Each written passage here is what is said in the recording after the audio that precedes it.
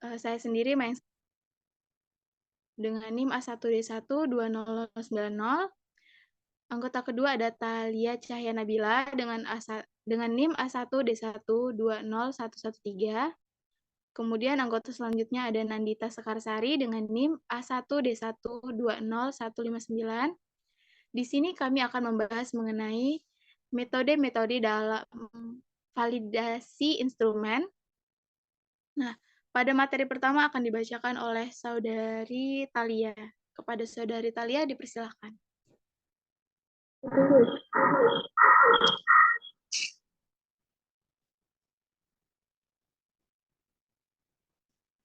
Baiklah, instrumen merupakan hal yang sangat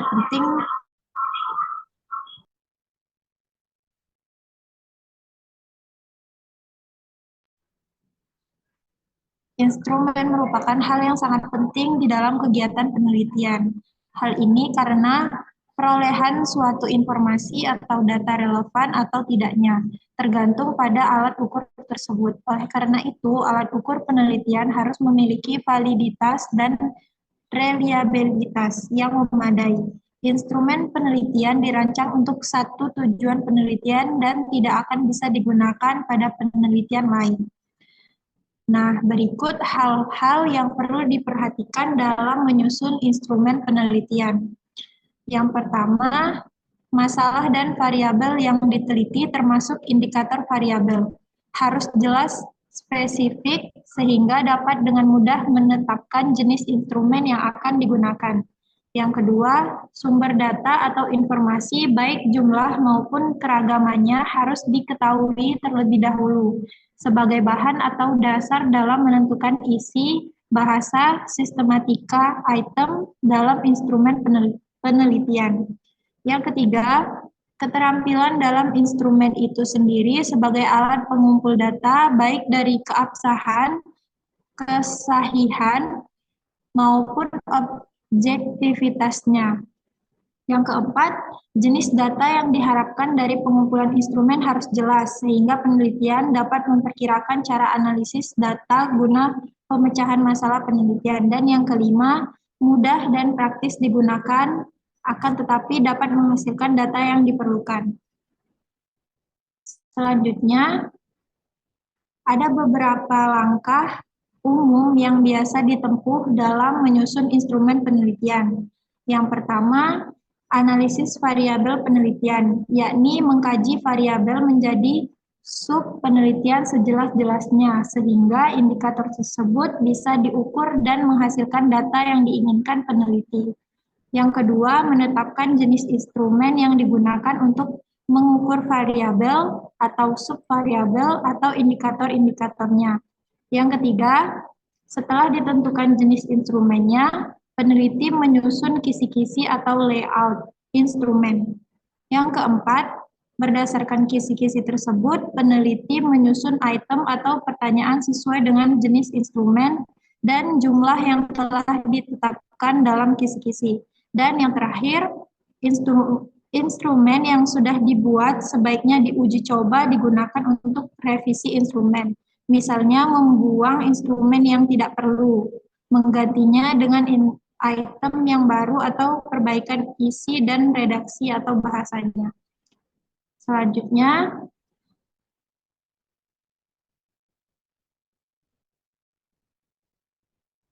kegunaan instrumen penelitian.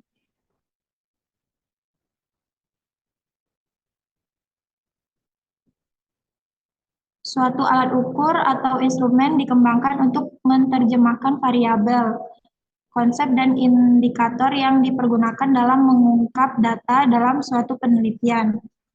Secara sederhana, fungsi dari instrumen penelitian yang pertama sebagai alat pencatat informasi yang disampaikan oleh responden. Yang kedua, sebagai alat untuk mengorganisasi proses wawancara.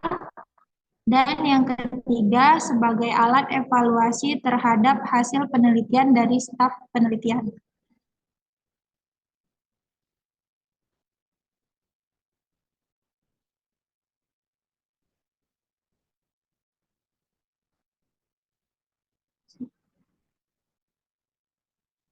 Selanjutnya, pengujian validitas instrumen. Yang pertama, ada pengujian validitas konstruksi. Untuk menguji validitas konstruksi digunakan pendapat para ahli setelah sebelumnya instrumen tersebut dikonstruksi aspek-aspek yang akan diukur dengan berlandaskan teori tersebut. Jumlah tenaga ahli yang digunakan minimal 3 orang dan umumnya mereka telah bergelar doktor sesuai dengan lingkup yang diteliti.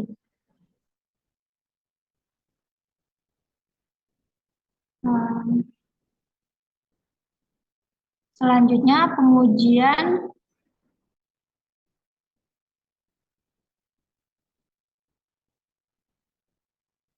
penerapannya misalnya akan dilakukan pengujian validitas konstruksi melalui analisis faktor terhadap instrumen untuk mengukur prestasi kerja pegawai. Jadi dalam hal ini variabel penelitiannya adalah prestasi kerja berdasarkan teori dan konsultasi ahli. Indikator prestasi kerja pegawai meliputi 2 faktor, yaitu kualitas hasil kerja dan kecepatan kerja. Selanjutnya, indikator atau faktor kecepatan kerja dikembangkan menjadi 3 pertanyaan, dan kualitas hasil kerja dikembangkan menjadi 4 butir pertanyaan. Instrumen yang terdiri dari 7 butir pertanyaan tersebut selanjutnya diberikan kepada 5 orang pegawai sebagai responden untuk menjawabnya. Jawaban responden ditunjukkan pada tabel 2, arti angka 4 berarti sangat tinggi, 3 tinggi, 2 rendah, 1 sangat rendah prestasinya. Bisa dilihat pada tabel 1. Berdasarkan tabel 1 tersebut telah dihitung bahwa korelasi antara jumlah faktor 1 atau X1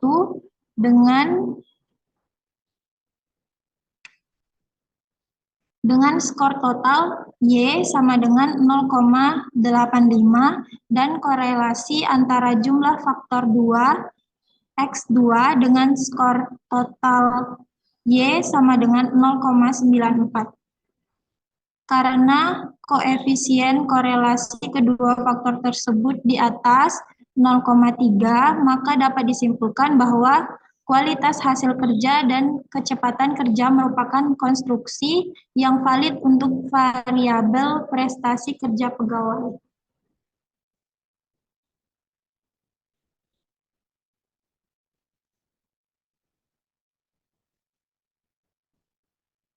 Materi selanjutnya saya kembalikan ke moderator.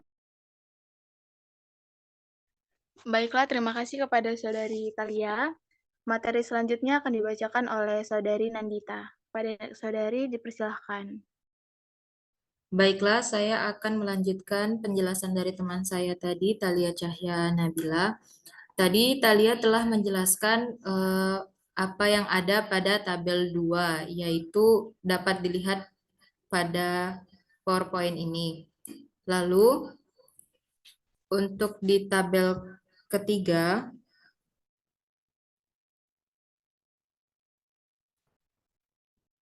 ini adalah bentuk tabel ketiga di mana dapat diketahui bahwa butir nomor 2 faktor 1 tidak valid karena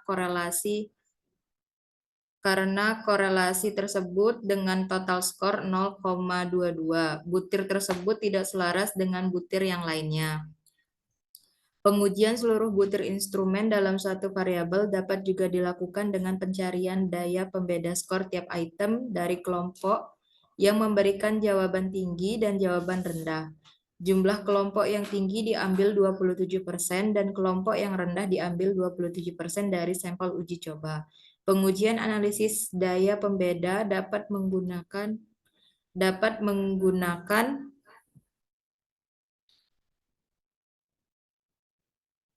tabel tersebut. Berikut ini contoh analisis daya pembeda untuk penguji validitas instrumen. Ini adalah contoh tabel yang dimana suatu instrumen penelitian akan digunakan untuk mengukur kinerja aparatur negara. Instrumen tersebut telah dikonsultasikan pada para ahli aparatur dan dinyatakan dan siap untuk diuji coba. Uji coba diberlakukan terhadap sampel 25 responden yang tahu masalah aparatur. Berdasarkan 25 responden tersebut, dapat dikelompokkan 27 responden yang memiliki skor tinggi dan 27 responden yang memiliki skor rendah. Dengan menggunakan rumus ini.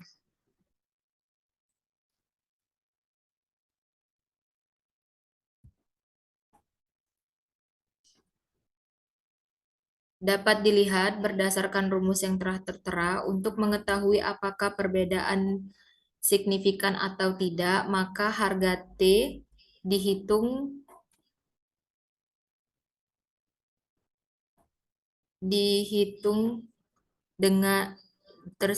tersebut perlu dibandingkan dengan T tabel. Bila T hitung lebih besar daripada T tabel, maka perbedaan itu signifikan, sehingga instrumen dinyatakan valid. Pengujian validitas dengan uji beda ini didasarkan asumsi bahwa kelompok responden yang digunakan sebagai uji coba distribusi normal. Dengan demikian, kelompok skor tinggi dan rendah harus berbeda secara signifikan sesuai dengan kurva normal. Pengujian reliabilitas instrumen.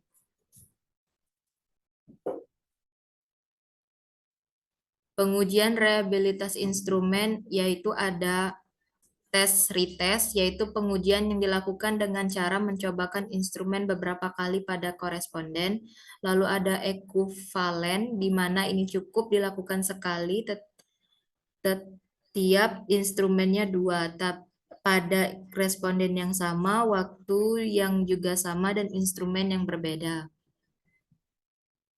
Lalu ada gabungan di mana dengan mengkorelasikan dua instrumen, setelah itu dikorelasikan pada pengujian kedua, dan selanjutnya dikorelasikan secara silang. Dan yang keempat, internal konsistensi, di mana dengan cara mencobakan instrumen sekali saja, kemudian data yang diperoleh dianalisis dengan teknik tertentu. Sekian materi dari saya kembalikan ke moderator.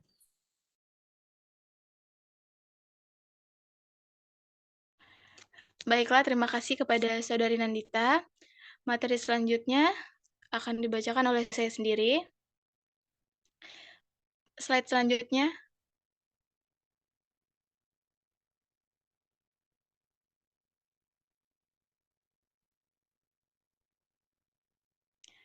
Baik, di slide yang ke-13 ini ada rumus pengujian reliabilitas instrumen. Rumus ini disebut dengan rumus Spearman-Brown. Dengan rumus RI sama dengan K per K dikurang dengan 1,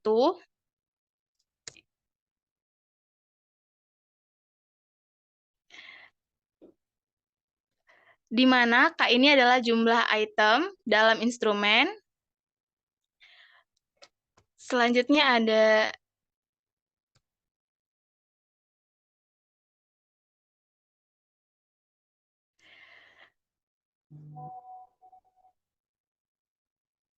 S akar 2 dikurang dengan itu apa?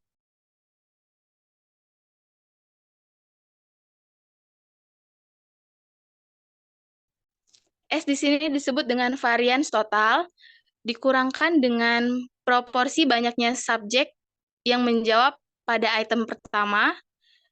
Q1 sama dengan Q1 di sini disebutkan 1 dikurang PI. Selanjutnya ada, maaf tadi yang dibacakan adalah rumus Kuder-Richardson. Selanjutnya ada rumus Spearman-Brown, di mana R1 sama dengan 2RB per 1 ditambah dengan RB. Keterangannya, R di sini adalah reliabilitas internal seluruh instrumen. RB adalah kolerasi produk momen antara belahan pertama dan kedua. Slide selanjutnya.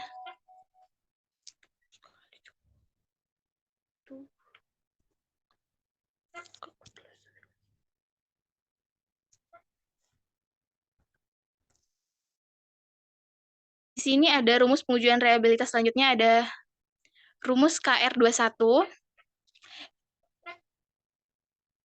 RI sama dengan K per K dikurang 1, di mana K di sini adalah jumlah item dalam instrumen, M disebut dengan mean total skor total, S2 disebut dengan variance total. Selanjutnya ada analisis varian Hoyt S1 sama dengan 1 dikurang dengan MK per MKS, di mana MKS adalah mean kuadrat antara objek, MKE disebut dengan mean kuadrat kesalahan, RI disebut dengan reliabilitas instrumen.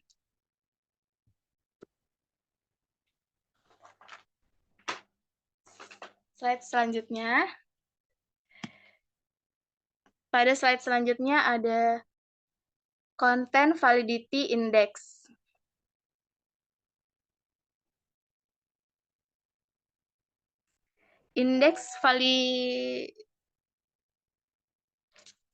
Indeks validitas isi adalah ukuran statistik yang digunakan dalam bidang penelitian dan psikometri untuk menilai validitas isi suatu instrumen, pengukuran, dan kuesioner survei. Validitas isi ini mengacu pada sejauh mana suatu instrumen atau kuesioner cukup mencakup domain konten yang ingin diukur.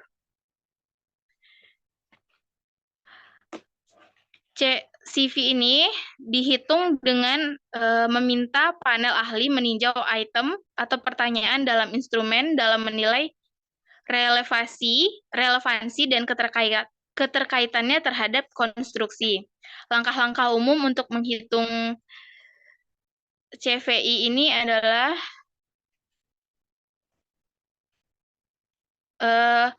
ada panel akar, dikumpulkan sekelompok pakar konten yang memiliki pengetahuan tentang topik atau konstruksi yang diukur.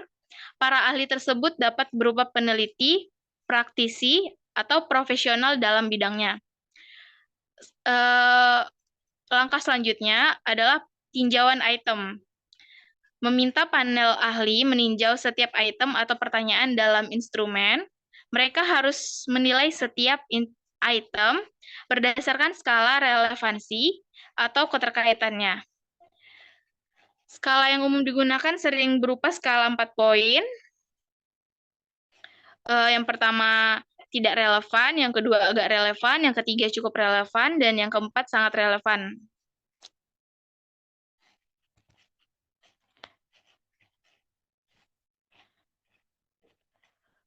Untuk menghitung CVI ini, di setiap item jumlahkan pakar yang menilai item tersebut. Contohnya, jika ada yang menilai cukup relevan, ada 3 orang, atau sangat relevan ada 4 orang, dan dibagi dengan jumlah total pakar yang menilai item tersebut. Ini memberi Anda proporsi pakar yang setuju bahwa item tersebut relevan atau mewakili. Slide selanjutnya.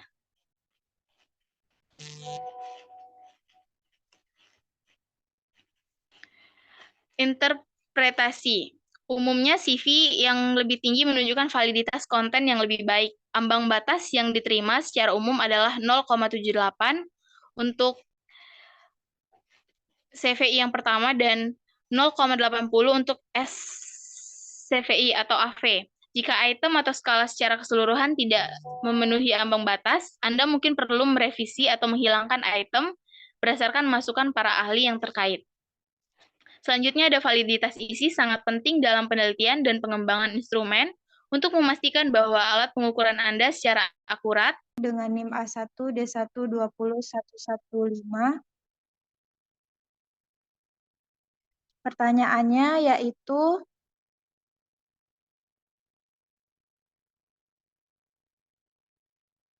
bagaimana penggunaan teknologi dan komputasi dapat meningkatkan efisiensi dalam perhitungan CVI dan analisis validitas instrumen Penggunaan teknologi dan komunikasi dapat signifikan meningkatkan efisiensi dalam perhitungan CVI atau Content Validity Index dan analisis validitas instrumen.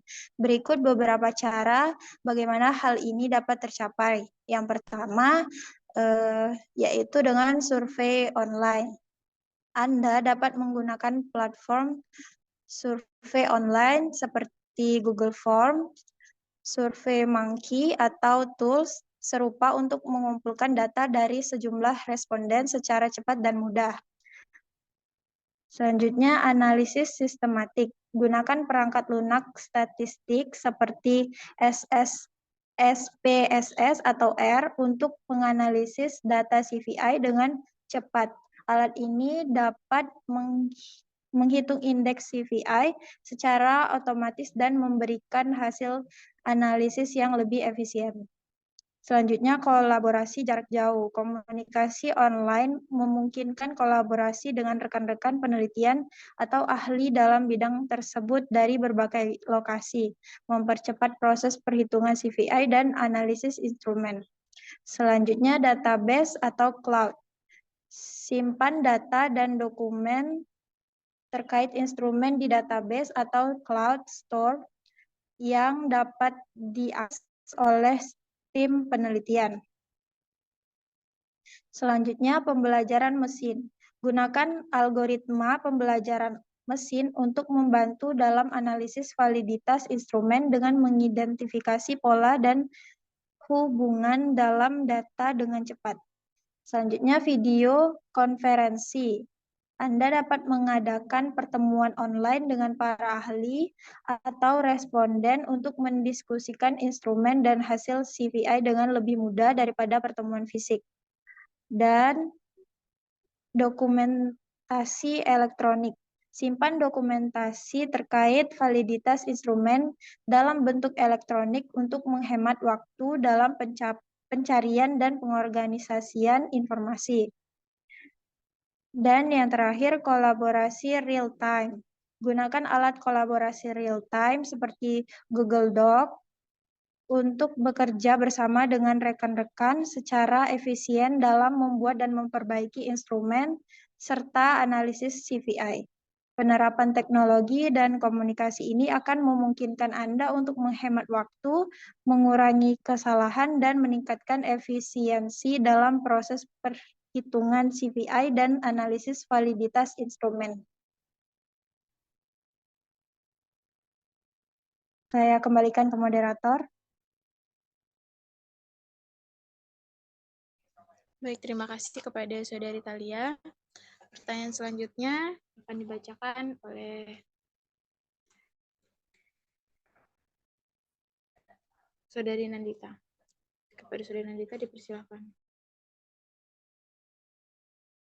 Baiklah, saya akan menjawab pertanyaan dari Rekano Andria Parastu dengan NIM A1120099 perwakilan dari kelompok 1. Yang pertanyaannya adalah bagaimana Anda dapat mengatasi potensi bias subjektif dalam penilaian CVI, terutama ketika melibatkan ahli dengan berbagai latar belakang. Mengatasi potensi bias subjektif dalam penilaian CVI, terutama ketika melibatkan ahli dengan berbagai latar belakang, adalah langkah penting dalam menjaga validitas penilaian. Berikut beberapa strategi yang dapat membantu dalam menjaga validitas penilaian tersebut. Yang pertama yaitu instruksi yang jelas. Pastikan para ahli memahami instruksi yang jelas tentang cara melakukan penilaian CVI. Ini mencakup panduan yang tegas tentang apa yang harus dinilai dan parameter yang harus diperhatikan. Pelatihan ahli. Berikan pelatihan kepada ahli yang akan melakukan penilaian CVI. Pastikan mereka memahami tujuan penilaian dan memiliki pemahaman yang beragam tentang konsep validitas. Kriteria penilaian yang terukur. Buat kriteria penilaian yang terukur dan objektif. Hal ini dapat membantu mengurangi penilaian yang bersifat subjektif. Misalnya buat daftar pertanyaan atau skala penilaian yang spesifik.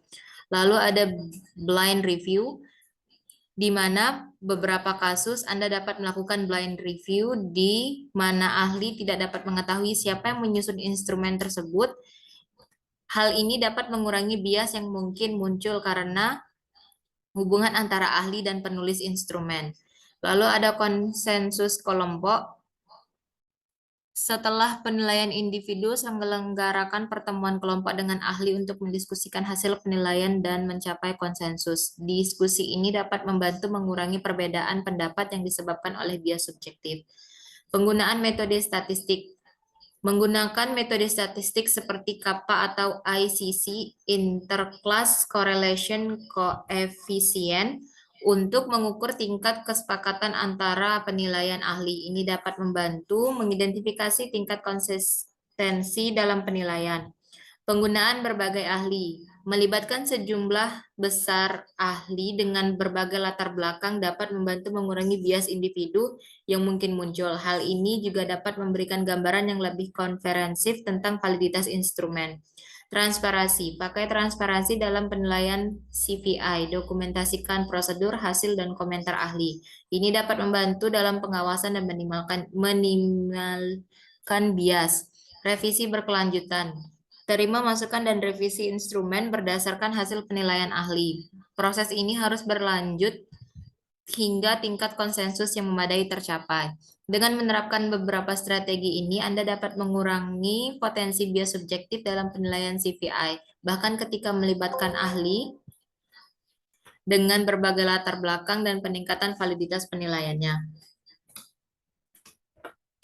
Lalu saya akan menjawab pertanyaan dari Putri Afdia dengan NIM A1D120-097, perwakilan dari kelompok 11. Yang pertanyaannya, apa tantangan utama yang mungkin dihadapi dalam menggunakan CVI untuk mengukur validitas instrumen?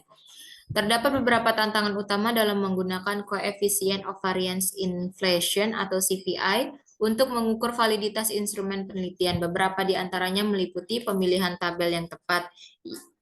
Hal ini penting untuk memilih variabel yang relevan dan tepat untuk menganalisis CVI.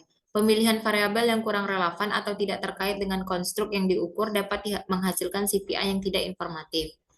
Lalu ukuran sampel yang cukup. Untuk menghitung CVI dengan akurat, diperlukan sampel yang cukup besar. Sampel yang terlalu kecil dapat menghasilkan estimasi CVI yang tidak stabil. Multikolinearitas, masalah multikolinearitas antara variabel dengan model regresi dapat mengakibatkan CVI yang tinggi. Namun sebenarnya tidak ada validitas instrumen yang lebih baik. Hal ini dapat membingungkan hasil analisis. Asumsi linearitas CVI didasarkan pada asumsi bahwa hubungan antara variabel independen dan dependen adalah linear. Jika hubungan sebenarnya tidak linear, CVI mungkin tidak memberikan gambaran yang akurat tentang validitas instrumen. Statistik CVI. CVI adalah statistik yang dapat bervariasi tergantung pada data sampel. Oleh karena itu, hasil CVI perlu diinterpretasikan dengan hati-hati dan mungkin perlu diuji ulang jika terdapat perubahan dalam data sampel. Interpretasi hasil. Menginterpretasikan hasil CVI dengan benar dapat menjadi tantangan. Sebuah CVI tidak selalu mengindikasikan validitas instrumen yang baik dan sebaliknya. Validitas internal CVI hanya mengukur validitas internal instrumen yang mencerminkan hubungan antara variabel dengan instrumen itu sendiri. Validitas eksternal yaitu sejauh mana instrumen dapat mengukur konstruk dalam situasi yang berbeda perlu diukur secara terpisah. Overfitting. Jika model regresi dalam perhitungan CVI terlalu kompleks, maka hasilnya dapat mengindikasikan validitas yang tinggi tetapi mungkin menghalangi overfitting dan tidak dapat menggeneralisasikan dengan baik. Mengatasi tantangan-tantangan ini melibatkan pemilihan variabel yang bijak, ukuran sampel yang memadai, pemahaman yang baik tentang model yang digunakan, serta interpretasi hasil yang cermat. Selain itu, penting untuk selalu mempertimbangkan konteks penelitian dan tujuan analisis. Saya kembalikan ke moderator.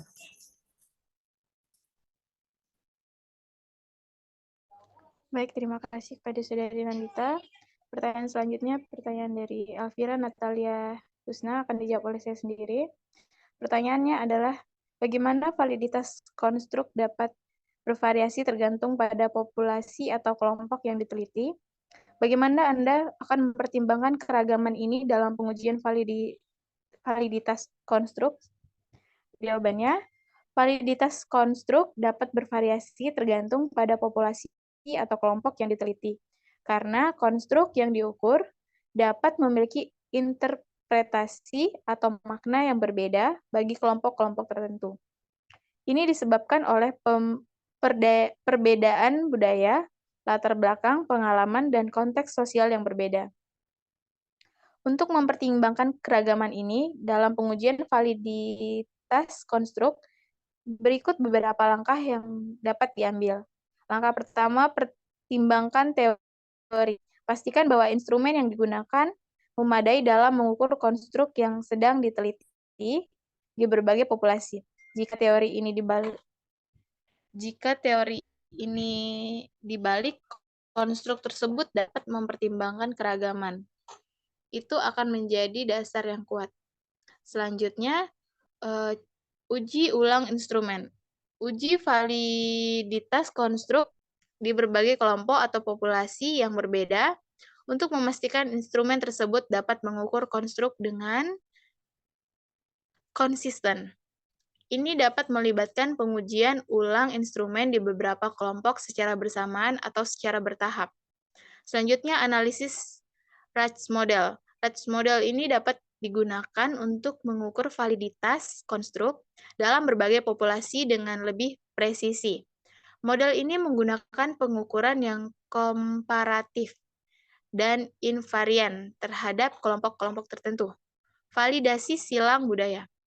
Jika penelitian melibatkan populasi yang berbeda secara budaya, penting untuk melakukan validasi silang budaya. Ini melibatkan penyesuaian instrumen agar sesuai dengan budaya dan bahasa yang digunakan oleh populasi tersebut. Selanjutnya, kajian item. Periksa apakah item-item dalam instrumen masih relevan atau memiliki makna yang sama di berbagai populasi.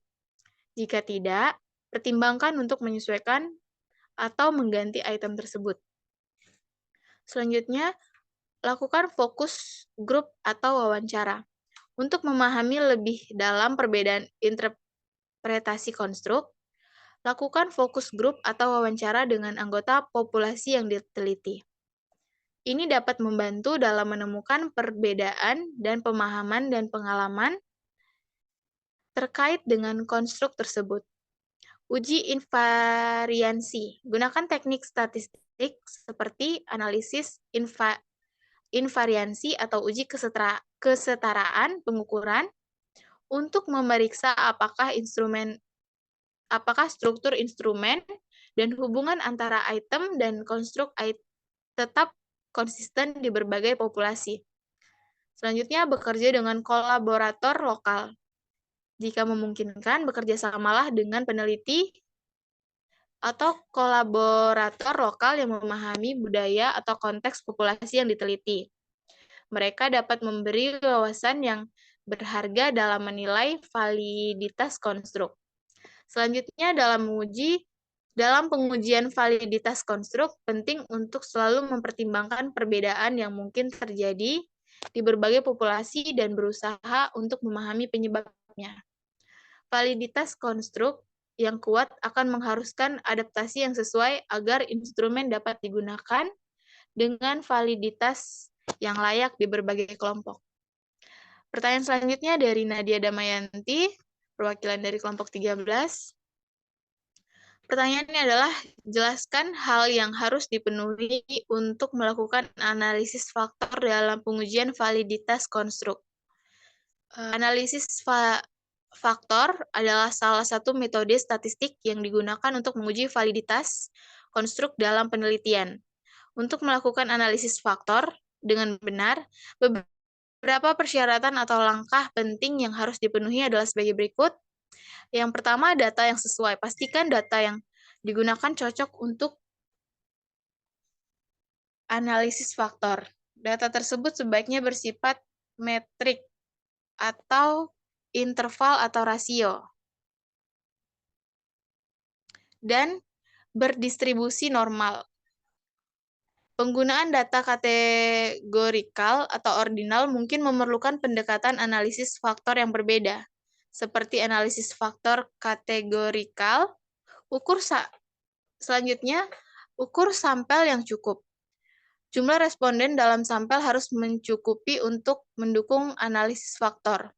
Sampel yang terlalu kecil dapat menghasilkan hasil yang tidak stabil dan tidak dapat diandalkan. Selanjutnya, korelasi yang memadai. Analisis faktor memerlukan adanya korelasi antara item-item yang diukur.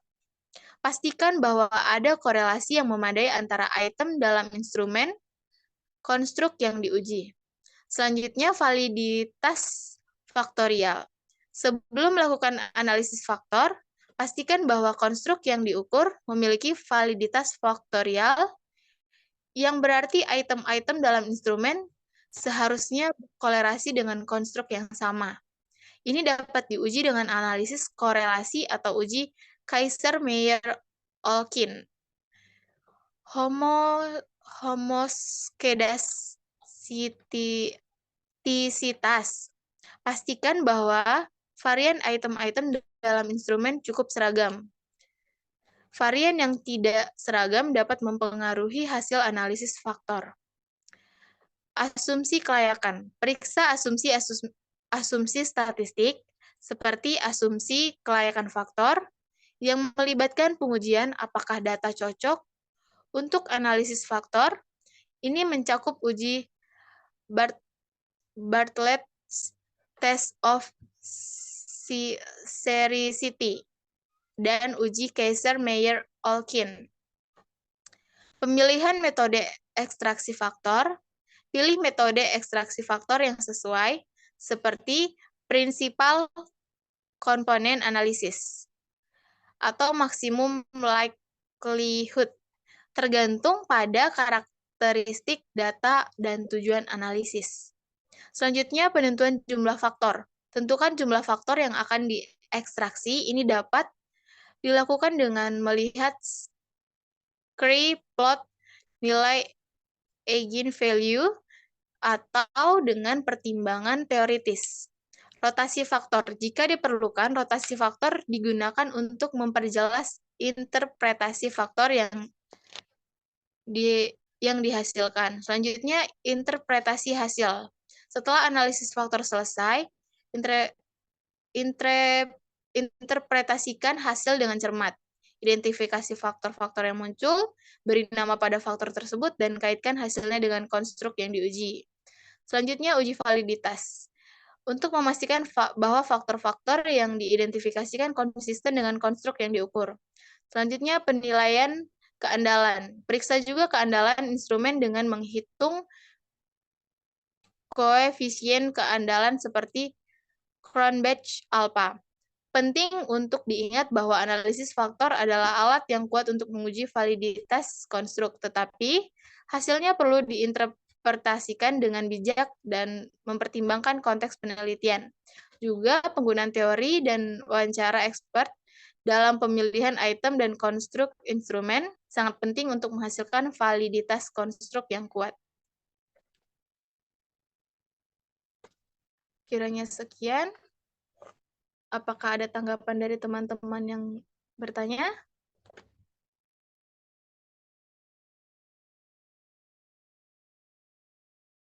Baik, jika tidak ada, kami akan menutup diskusi kali ini.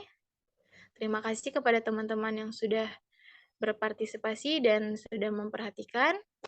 Saya akhiri dengan sekian dan terima kasih. On cam dulu, Oi.